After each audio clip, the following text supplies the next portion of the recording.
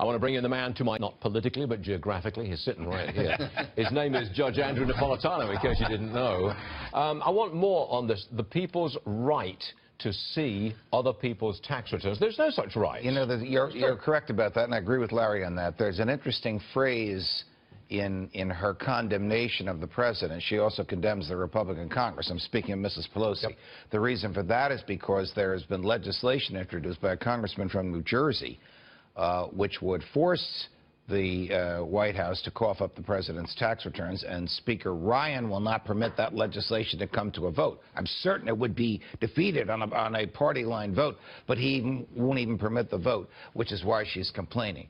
In New Jersey, in the New Jersey state legislature, there's legislation that would bar the name of a presidential candidate from appearing on the ballot if that candidate refuses to reveal his income taxes. That would violate the First Amendment because that is forced speech.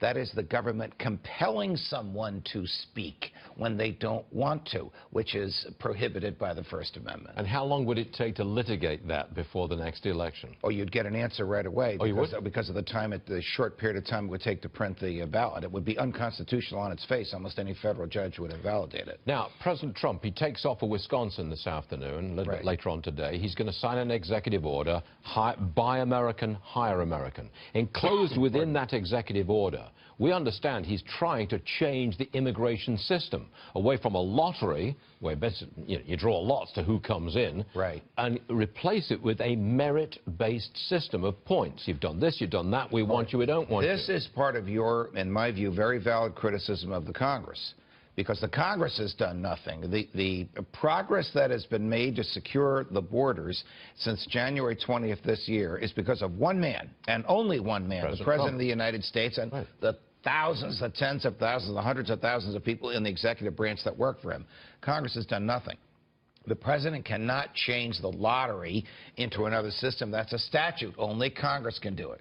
So the same Congress that hasn't reduced tax rates, the same Congress that hasn't gotten rid of Obamacare, is the same Congress that hasn't touched any of immigration. What have they been doing since they got sent to Washington in January? Well, the Republicans have been fighting with themselves.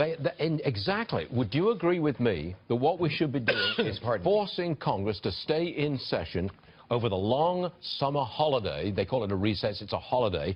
Stay there, do your work, even if it means working on July the 4th. You know, get it done. I used to think it was better when Congress was not in session. But it's not. But now I want Congress in session to undo much of what its predecessor Congresses did under President Obama. Where is Congress today? On vacation. Its own spring break. They only Could you imagine that Congress gives itself a 2-week spring break? Who has the authority to say, you stay? You're not going back to your constituents. You stay and you work through the summer. The president can call the Congress into session. He can do that? All they have to do is answer a roll call that they're there, and then they can go back home.